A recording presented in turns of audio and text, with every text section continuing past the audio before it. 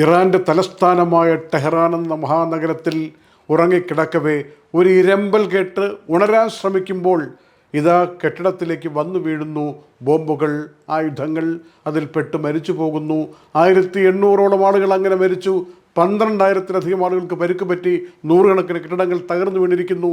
എല്ലാ അവശേഷിപ്പുകളും ഇല്ലാതായിക്കൊണ്ടിരിക്കുമ്പോഴും ലോകത്തിൻ്റെ ചർച്ചയും വലിയ വിഷയങ്ങളും അതല്ല എന്ന് മനസ്സിലാക്കിക്കൊണ്ട് ചില കാര്യങ്ങളിലേക്ക് നമ്മൾ പോകണം. ഇപ്പോൾ ലോകം ചർച്ച ചെയ്യുന്നത് എന്താ? എണ്ണയ്ക്ക് വില കൂടിക്കൊണ്ടിരിക്കുന്നു. അത് ലോകത്തെ മുഴുവൻ ബാധിക്കുന്നു.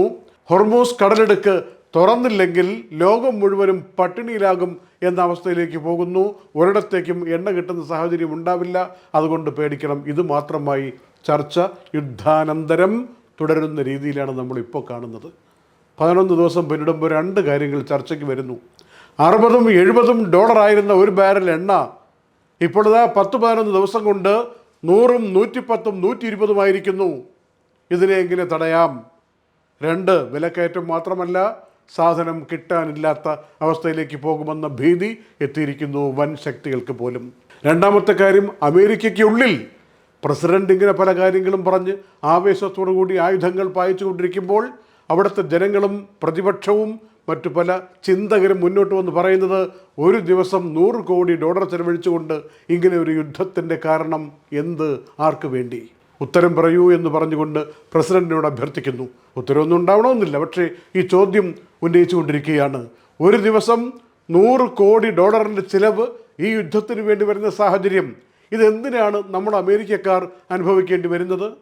15 മില്യൺ ആളുകൾക്ക് അവിടെ ഇൻഷുറൻസ് ഇല്ലാത്തത് കാരണം ചികിത്സിക്കാൻ പറ്റുന്നില്ല, ഹെൽത്ത് ഇൻഷുറൻസ് കിട്ടുന്നില്ല. ഈ സാഹചര്യത്തിലാണ് $1 ബില്യൺ, ഒരു ബി എന്ന് വെച്ചാൽ $100 കോടി ചിലവഴിച്ചുകൊണ്ട് യുദ്ധത്തിന് പോകുന്നത്. ഇതാണ് അമേരിക്കയിലെ ആഭ്യന്തര ചർച്ച. ലോകം മുഴുവനും ചർച്ച എണ്ണയെക്കുറിച്ച്, വരാനിരിക്കുന്ന വിലക്കയറ്റത്തെക്കുറിച്ച്, സാധനങ്ങൾക്കുണ്ടാകാൻ പോകുന്ന ദൗർലഭ്യത്തെക്കുറിച്ച്, അതേ തുടർന്നുണ്ടാകാൻ പോകുന്ന കരിഞ്ചന്തയെക്കുറിച്ച്, പൂഴ്ത്തിവെപ്പിനെക്കുറിച്ച്, കുറച്ചുപേർ മാത്രം അതിധനികരായി മാറുന്ന യുദ്ധാനന്തര കാലഘട്ടത്തെക്കുറിച്ച്. ഇനി ഒന്ന് ആലോചിക്കണം. അമേരിക്കയുടെ എനർജി സെക്രട്ടറി പറഞ്ഞിരിക്കുന്ന ഒരൊറ്റ വാചകം കൊണ്ട് മാർക്കറ്റിൽ വന്നിരിക്കുന്ന വലിയ മാറ്റം. ഇങ്ങനെയൊക്കെയാണ് മാർക്കറ്റ് സഞ്ചരിക്കുന്നതെന്ന് ഈ യുദ്ധകാലത്തെങ്കിലും നമ്മൾ മനസ്സിലാക്കണം. ഹോർമൂസ് കടലിടുക്കിലൂടെ ഒരു കപ്പൽ എണ്ണയുമായിട്ടൊന്ന് പോയപ്പോൾ അതിന് എസ്കോർട്ടായിട്ട് US നേവിയുടെ ഒരു ഷിപ്പും പോയി. ഇറാൻ്റെ ഭാഗത്തു നിന്ന് എന്തെങ്കിലും ആക്രമണം മിസൈലായിട്ടോ അതല്ലെങ്കിൽ ജലമാർഗമോ വന്നാൽ ഈ ഓയിൽ ടാങ്കറിനെ രക്ഷിക്കാൻ വേണ്ടി മറ്റൊരു കപ്പൽ അകമ്പടി പോകുമ്പോൾ എന്ത് സംഭവിക്കും? ആ കപ്പൽ സുരക്ഷിതമായിട്ട് പോയി. ഈ വിവരം അറിഞ്ഞ ഉടനെ തന്നെ ഒരു $10 മാർക്കറ്റിൽ എണ്ണയ്ക്ക് കുറഞ്ഞിരിക്കുന്നു. എത്രയേ ഉള്ളൂ. എണ്ണയെ ചുറ്റിപ്പറ്റിയുള്ള വലിയൊരു രാഷ്ട്രീയമാണ്. അപ്പോൾ രണ്ടാമത്തെ വഴി ഏതാണ്?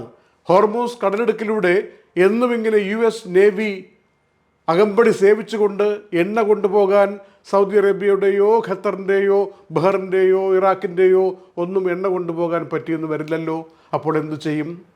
സൗദി അറേബ്യ പിന്നെ പരിഹാരമായിട്ടുള്ളത് അങ്ങ് ഈസ്റ്റിൽ നിന്ന് തുടങ്ങി വെസ്റ്റ് വരെ വന്ന് നിൽക്കുന്ന റെഡ് സീയുടെ തീരപ്രദേശത്തുള്ള യാംബു എന്ന തുറമുഖത്തേക്ക് പൈപ്പ് ലൈൻ വഴി ഈ സാധനം എത്തിച്ചാൽ അതവിടെ നിന്ന് പിന്നെ റെഡ് സീ വഴി സുയസ് കനാൽ കടത്തിവിട്ടിട്ടോ അല്ലെങ്കിൽ ഏതൻ്റെ ഭാഗത്തുകൂടി കടത്തിവിട്ടിട്ടോ ഒന്നുകിൽ മെഡിറ്ററേനിയനിലേക്ക് അല്ലെങ്കിൽ അറബിക്കടലിലേക്ക് ഈ ഷിപ്പുകൾക്ക് പോകാം.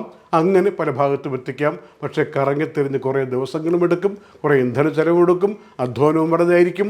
നേരത്തെ കൊണ്ടുപോകുന്ന ക്വാണ്ടിറ്റി കൊണ്ടുപോകാനും പറ്റില്ല. ഒരു ദിവസം 30 മില്യൺ ബാരൽ ഹോർമൂസ് കടലിടുക്ക് വഴി കൊണ്ടുപോകുന്നുണ്ടെങ്കിൽ ഈ പറഞ്ഞ വഴി 5, 6, 7 മില്യൺ ബാരൽ മാത്രമേ കൊണ്ടുപോകാൻ പറ്റൂ. ഇങ്ങനെയുള്ള ആൾട്ടർനേറ്റീവ് റൂട്ടുകളെക്കുറിച്ചൊക്കെ ഓരോരുത്തരും ആലോചിച്ചുകൊണ്ടിരിക്കുന്ന സമയമാണ്. ഇതാണ് ലോകത്തിൻ്റെ ചർച്ചാ വിഷയം. അല്ലാതെ ആളുകൾ പിടഞ്ഞു മരിക്കുന്നതും അവിടെ വെള്ളം കിട്ടാനില്ലാത്തതും അവിടെ ഒന്നും ഉപയോഗിക്കാൻ പറ്റാത്തതും ഇൻ്റർനെറ്റ് ഇല്ലാത്തതും കറണ്ട് ഇല്ലാത്തതൊന്നും ഒരു വിഷയമേ ആയിട്ട് മാറാത്തിടത്തോളം കാലം യുദ്ധത്തെക്കുറിച്ചുള്ള പേടിയൊന്നും ആളുകൾക്ക് ചർച്ചയ്ക്ക് വരുന്ന വമ്പൻ പ്രസ്ഥാനങ്ങൾക്കൊന്നുമില്ല എന്ന യാഥാർത്ഥ്യം നമ്മൾ സാധാരണക്കാർ തിരിച്ചറിയണം. ഇതിനിടയിൽ UAEയുടെയും ഒമാൻ്റെയും നിലപാടുകൾ ലോകം പ്രശംസിക്കുന്ന മട്ടിലാണ്. ഒമാൻ ഗൾഫ് രാജ്യങ്ങൾക്ക് മുഴുവനും ലാൻഡ് ബോർഡർ വഴി ലോജിസ്റ്റിക് സംവിധാനം ഏർപ്പാടാക്കാൻ തയ്യാറാണ്. എല്ലാ GCC രാജ്യങ്ങളിലേക്കും സാധനങ്ങൾ എത്തിക്കാൻ തങ്ങളുടെ അതിർത്തികൾ അതിനുവേണ്ടി പ്രത്യേകിച്ച് തയ്യാറാക്കി കൊടുക്കാം എന്ന് ഒമാൻ പറയുന്നു. UAE-യിലാണെങ്കിൽ ഇതുവരെ ഓട്ടത്തിൽ പരീക്ഷണാടിസ്ഥാനത്തിൽ മാത്രം നിൽക്കുന്ന എത്തിഹാദ് റെയിൽ ഈ ചരക്ക് ഗതാഗതത്തിൽ അത്ഭുതം സൃഷ്ടിക്കുന്ന വിധത്തിൽ പെരുമാറാൻ തുടങ്ങിയിരിക്കുന്നു. അതിന് ഭാവിയിലും തയ്യാറാണെന്ന കാര്യം വ്യക്തമായി അറിയിച്ചിരിക്കുന്നു. അതുകൊണ്ട് UAE-യിൽ ഒരിടത്തൊരു സാധനം വന്നാൽ അത് മറ്റേ സ്ഥലത്ത് എത്താൻ വേണ്ടി വളരെ പെട്ടെന്ന് എത്തിക്കാനുള്ള സർവ്വ സംവിധാനങ്ങളുമുണ്ട് എന്നൊരു കോൺഫിഡൻസ്, ആ ആത്മവിശ്വാസം ജനങ്ങൾക്ക് പകർന്നു കൊടുത്തുകൊണ്ട് അധികൃതർ മുന്നോട്ട് വരുന്നു. അപ്പോഴും ഉറപ്പിച്ച് UAE പറഞ്ഞിരിക്കുന്ന കാര്യം ഇന്നും ആവർത്തിക്കുകയാണ്. ഇറാനെ ആക്രമിക്കാൻ വേണ്ടി തങ്ങളുടെ മണ്ണിൽ നിന്നുകൊണ്ടൊരു ആക്രമണം നടത്താൻ വേണ്ടി UAE ഒരിക്കലും അനുവദിക്കില്ല എന്ന കാര്യം ഇന്നും ആവർത്തിച്ച് വ്യക്തമാക്കിയിട്ടുണ്ട്. മാത്രമല്ല, വരുന്ന മിസൈലുകളെ ശക്തമായി തടുക്കുന്ന സംവിധാനം പല ദിവസവും ഞങ്ങൾ സൂചിപ്പിച്ചിട്ടുണ്ട്. താടുന്ന സംവിധാനം, അതായത് ടെർമിനൽ ആൾട്ടിറ്റ്യൂഡ് ഏരിയ ഡിഫൻസ് എന്ന് പറയുന്ന സംവിധാനം അമേരിക്കൻ നിർമ്മിതമാണ്. ഈ സംവിധാനം വഴി എങ്ങനെയാണ് ഇതിനെ തകർക്കുക? വരാൻ പോകുന്ന ഒരു മിസൈൽ അല്ലെങ്കിൽ ഡ്രോൺ ഒരു 200 കിലോമീറ്റർ മുമ്പ് തന്നെ വളരെ വ്യക്തമായിട്ട് അതിനെക്കുറിച്ച് റഡാറിൽ പിടിക്കുന്നു. അപ്പോൾ ഇവിടെ നിന്ന് പ്രതിരോധ സംവിധാനം തൊടുക്കുന്നു, ആ പ്രതിരോധ സംവിധാനം പോയിട്ട് തടുക്കുന്നു, തകർത്തെറിയുന്നു. അതിൽ എക്സ്പ്ലോസീവായിട്ടുള്ള ഒന്നും ഉണ്ടാവില്ല, പോയി ഇടിച്ച് തകർക്കുന്നു എന്ന് മാത്രം. അങ്ങനെയാണ് എല്ലാം ഇൻ്റർസെപ്റ്റ് ചെയ്തുകൊണ്ട് UAE വിജയകരമായിട്ട് മുന്നോട്ട് പോകുന്നത്.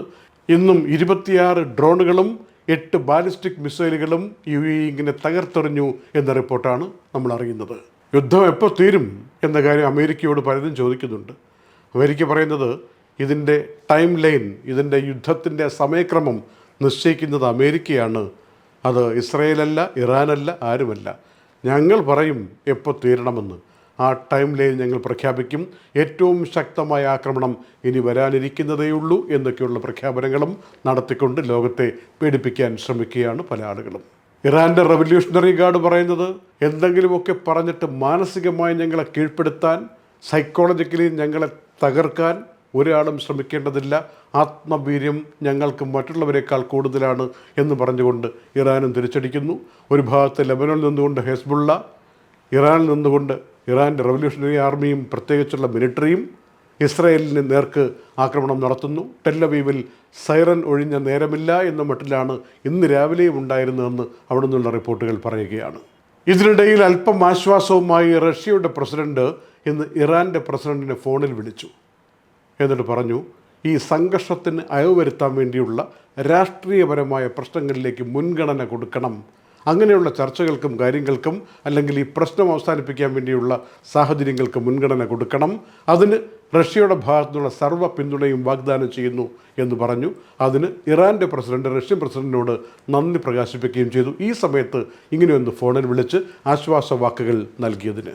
മാത്രമല്ല, ഈ യുദ്ധത്തിൻ്റെ സമയത്ത് റഷ്യയിൽ നിന്ന് ധാരാളം ജീവകാരുണ്യപരമായ സഹായവും ഇറാന് കിട്ടുന്നു.